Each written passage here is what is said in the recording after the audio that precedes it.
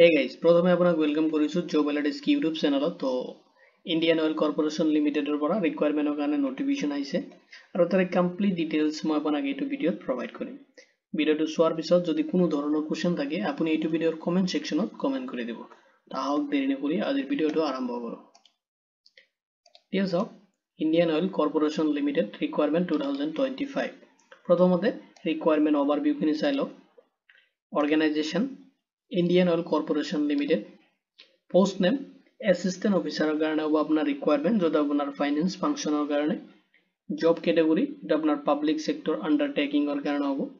আপোনাৰ job লোকেশনটো across ইণ্ডিয়াত হ'ব। আপোনাৰ জব লোকেশন এপ্লিকেশন যিটো মোড হয় আপুনি কৰিব লাগিব অনলাইনত আপোনাৰ এপ্লিকেশন। এতিয়া চাওক অফিচিয়েল ৱেবছাইটটো। তো আপুনি যিকোনো ব্ৰাউজাৰত যাব আৰু যাই কিনে সাৰ্চ কৰিব পাৰে www.iocl.com। যিকোনো ব্ৰাউজাৰত যাই কিনে সাৰ্চ কৰিব ইণ্ডিয়ান অইল কৰ্পোৰেচন লিমিটেডৰ যিটো অফিচিয়েল ৱেবছাইট আছে এটা আপোনাৰ ওপেন হৈ যাব। এতিয়া চাওক এপ্লিকেশন যিটো হয় এটা আপুনি লাষ্ট সাবমিট কৰিব পাৰিব মাৰ্চ 18, 2025 ডেট লৈ কিনে। এতিয়া চাওক ভেকেন্সি ডিটেইলছ খিনি। তো কিমানখিনি ভেকেন্সিৰ কাৰণে নটিফিকেশন আহিছে। তো অফিচিয়েল যিটো নটিফিকেশন আছে তাতে ভেকেন্সি ডিটেইলছ খিনি মেনশন কৰা নাই। যিমানখিনি পোষ্টৰ কাৰণে ৰিকুৱাৰমেণ্ট আহিছে তো ভেৰিয়াছ পোষ্ট হ'ব। তো যদি আপুনি এলিজিবিলিটি ক্ৰাইটেৰিয়া খিনি আপোনাৰ লগত মেচ কৰি আছে, আপুনি যদি ইন্টাৰেস্টেড হয় যে ইণ্ডিয়ান অইল কৰ্পোৰেচন লিমিটেডত আপোনাৰ কেৰিয়াৰটো ষ্টাৰ্ট কৰিম বুলি, তেতিয়াহ'লে যদি এলিজিবিলিটি ক্ৰাইটেৰিয়া খিনি মেচ কৰে আপুনি এপ্লাই কৰিব। ঠিক আছে, এতিয়া চাওক বাকি ডিটেইলছ খিনি মই আপোনাক প্ৰভাইড কৰি আছো। এতিয়া চাওক এলিজিবিলিটি ক্ৰাইটেৰিয়া খিনি আপুনি মেচ কৰাব। যদি আপোনাৰ লগত মেচ কৰিছে তেতিয়াহ'লে আপুনি এপ্লাই কৰি দিব। প্ৰথমতে এডুকেশনাল কোৱালিফিকেশন খিনি চাই লওক। তো কি আপোনাৰ কোৱালিফিকেশন লাগিব। প্ৰথমতে চাওক যদি আপুনি গ্ৰেজুৱেচন কৰিছে any discipline arts commerce science যিকোনো ষ্ট্ৰীমৰ পৰা আপুনি মিনিমাম 3 ইয়াৰ্ছৰ, একচুয়ালি গ্ৰেজুৱেচন 3 ইয়াৰ্ছ হয়, এতিয়া 4 ইয়াৰ্ছ হৈ আছে যদি আগৰ এইটো হয়। ঠিক আছে, মিনিমাম 3 ইয়াৰ্ছ দিছে। যিকোনো ৰিকগনাইজ ইউনিভাৰ্চিটিৰ পৰা যদি আপুনি কমপ্লিট কৰিছে তেতিয়াহ'লে আপুনি পোষ্ট খিনি কাৰণে এলিজিবল হয় আৰু আপুনি এপ্লাই কৰিব পাৰিব। নেক্সট চাওক যদি আপোনাৰ CA বা CMA কোৰ্স কৰিছে ইন্টাৰ মানে কোৱালিফিকেশন ফ্ৰম ৰিকগনাইজ ইনষ্টিটিউচনৰ পৰা, তেতিয়া তথাপি আপুনি পোষ্ট খিনি কাৰণে এপ্লাই কৰিব পাৰিব এণ্ড আপুনি এলিজিবল হ'ব। নেক্সট চাওক এলিজিবিলিটি ক্ৰাইটেৰিয়াত আপুনি ফলো কৰিব লাগিব এজ লিমিটটো, আৰু এজ লিমিটটো আপুনি মিলাই কিনে এপ্লাই কৰিব লাগিব। এতিয়া চাওক মেক্সিমাম এজ বিচাৰিছে 30 ইয়াৰ্ছ। তো আপুনি যদি বিলো 30 আছে আপুনি এপ্লাই কৰিব পাৰিব। আপ টু মেক্সিমাম বিচাৰিছে 30 ইয়াৰ্ছ লৈ কিনে আপুনি পোষ্ট খিনিত এপ্লাই কৰিব পাৰিব। আৰু 30 ইয়াৰ্ছটো আপোনাৰ জেনেৰেল EWS কেণ্ডিডেটৰ কাৰণে, OBC কেণ্ডিডেটৰ কাৰণে হ'ব লৈছে।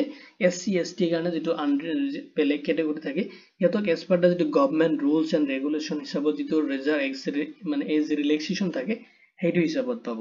এতিয়া চাওক এজ ৰিলেক্সেশ্যন খিনি যদি আপুনি OBC কেটেগৰী হয় তেতিয়াহ'লে আপুনি 3 ইয়াৰ্ছৰ কাৰণে এজ ৰিলেক্সেশ্যন পাব। ইয়ানি কি যদি আপোনাৰ 33 ইয়াৰ্ছ হৈছে মেক্সিমাম, তথাপি আপুনি পোষ্ট খিনি কাৰণে এপ্লাই কৰিব পাৰিব। নেক্সট চাওক যেটো SC বা ST ক্যান্ডিডেট যদি হয় আপুনি তেতিয়াহলে লগত আপুনি যেটো আপোনাৰ 30 থাকে 30 ইয়াৰ্ছ মেক্সিমাম দিছে তাৰ লগত 5 প্লাস কৰি 35 ইয়াৰ্ছ লৈ কিনে আপুনি পোষ্ট কিনে এপ্লাই কৰিব পাৰিব। এতিয়া চাওক এডিশনাল যেটো যদি আপুনি PWD ক্যান্ডিডেট হয় তেতিয়াহলে আপুনি 30 ইয়াৰ্ছৰ লগত আপুনি 10 ইয়াৰ্ছ এড কৰিলে 40 ইয়াৰ্ছ মেক্সিমাম আপুনি 40 ইয়াৰ্ছ লৈ কিনে পোষ্ট কিনে এপ্লাই কৰিব পাৰিব। ঠিক এজ ৰিলেক্সেশ্যন দি আছে। এতিয়া চাওক স্যালাৰি কিনি আৰু বেনিফিটস কিনি। তো আপোনাৰ স্যালাৰিটো 40,000 পৰা ষ্টাৰ্ট হ'ব আপ টু আপুনি 1,40,000 লৈকে পাব পাৰ মান্থ, ইনক্লুডিং পাৰ কেন এলাউন্সেস খিনি থাকিব। লগতে চাওক এডিশনাল যিখিনি আপুনি পাব তাতে মেডিকেল বেনিফিটস পাব, পেনশন যেটো থাকে পেনশন স্কিমটো পাব, আপুনি PF পাব। ঠিক আছে, গ্ৰেজুৱেটি আদাৰ যিখিনি বেনিফিটস আছে এজ পাৰ দা যেটো ৰুলছ হয় ইণ্ডিয়ান অইল কৰ্পোৰেচন লিমিটেডৰ যেটো ৰুলছ আছে সেইটো হিচাপত আপুনি আদাৰ্স এডিশনাল বেনিফিটস খিনি আপুনি লাভ কৰিব। এতিয়া চাওক সিলেকশন প্ৰসেস। তো আপোনাৰ সিলেকশন কেনেকৈ হ'ব। তো সিলেকশনত এটা চাওক কোনো ধৰণৰ আপুনি ৰিটেন এক্সামিনেশন দিব নালাগে। আপোনাৰ ইনিশিয়াল যেটো স্ক্যানিং হ'ব বেসড অন আপোনাৰ কোৱালিফিকেশন এণ্ড এক্সপেৰিয়েন্সৰ ওপৰত। আপোনাৰ যেটো কোৱালিফিকেশন আছে আৰু এক্সপেৰিয়েন্স আছে তাৰ ওপৰত বেচ কৰি কিনে আপোনাক শৰ্টলিস্টেড কৰা হ'ব, আৰু শৰ্টলিস্টেড হোৱাৰ পিছত আপুনি ফেস কৰিব লাগিব পাৰ্সোনাল ইন্টাৰভিউ। আৰু ইন্টাৰভিউ যিখিনি শৰ্টলিস্টেড ক্যান্ডিডেট থাকিব মানে কোৱালিফিকেশন আৰু আপোনাৰ এক্সপেৰিয়েন্সৰ ওপৰত বেচ কৰি কিনে যেটো শৰ্টলিস্টেড হ'ব সেই সকল ক্যান্ডিডেটক কেৱল ইন্টাৰভিউৰ কাৰণে মাতিব। ঠিক আছে, তো যেতিয়া আপোনাক ইন্টাৰভিউ কাৰণে মাতিব, ইন্টাৰভিউ যেতিয়া আপুনি ফেস কৰিব, ইন্টাৰভিউ আপুনি ক্ৰেক কৰিলে আপোনাৰ ফাইনাল সিলেকশন হ'ব এণ্ড আপুনি জবটোৰ কাৰণে পাৰফেক্টলি অফাৰ লেটাৰটো ৰিসিভ কৰিব।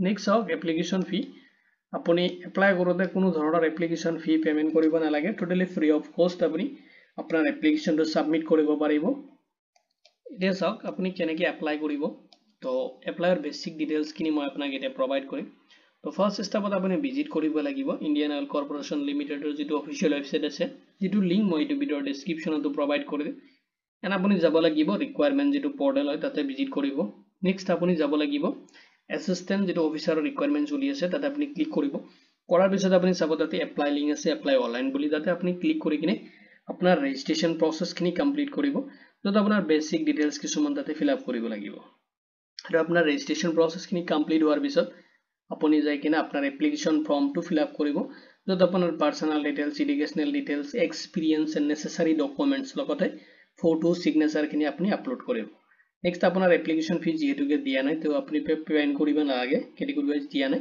তো এখানে পেমেন্ট কৰিব নালাগে আপুনি ডাইৰেক্ট আপোনাৰ এপ্লিকেশ্যনটো এজ এ ফাইনাল সাবমিট দি দিব নে এজ এ ফিউচাৰ ৰেফাৰেন্সৰ কাৰণে আপোনাৰ যদি একনলেজমেন্ট ৰিসিভ হয় আপুনি ডাউনলোড কৰি ল'ব এটা সব ইম্পৰ্টেন্ট ডেটস কি তো এপ্লিকেশ্যন অলৰেডি স্টাৰ্ট হৈছে ফেব্ৰুৱাৰী 25 2025 পৰা স্টাৰ্ট হৈছে আৰু এপ্লাইৰ আপুনি যেটো লাষ্ট ডেট হয় আপুনি এপ্লাই কৰিব পাৰিব মাৰ্চ 18 2025 লৈকেনে এটা সব ইন্টাৰভিউ ডেট এতিয়ালৈকে অ্যানাউন্স কৰা নাই যেতিয়া আপোনালোকে এপ্লাই কৰিব আৰু ফাইনাল যেটো ৰিজাল্ট হয় আপোনালোকে এপ্লাই কৰাৰ পিছত আপোনাৰ থ্ৰু মেইল আপোনালোকে গম পাব অফিচিয়েল ৱেবছাইটত আপোনাৰ যেটো মেৰিট লিষ্ট ওলাই শৰ্ট লিষ্টেড ক্যান্ডিডেট সকলক হেতু ওলাব এন্ড আপোনাৰ ইন্টাৰভিউৰ কাৰণে ডেটটো দি দিব ইয়াতে মানে আফটাৰ যেতিয়া আপোনাৰ এপ্লিকেশ্যন প্ৰসেছখিনি কমপ্লিট হ'ব তাৰ পিছতহে সিলেকশন ইন্টাৰভিউ ফাইনাল ৰিজাল্টৰ স্টেপখিনি বা হেখিনি ডেট আপুনি জানিব পাৰিব ইট ইজ সব ইম্পৰ্টেন্ট লিংকখিনি তো অফিচিয়েল নোটিফিকেশনৰ লিংকটো মই ভিডিঅ ডেসক্ৰিপশ্যনত প্ৰভাইড কৰি দিম আপুনি ক্লিক কৰি কিনে জাস্ট ডাউনলোড কৰিব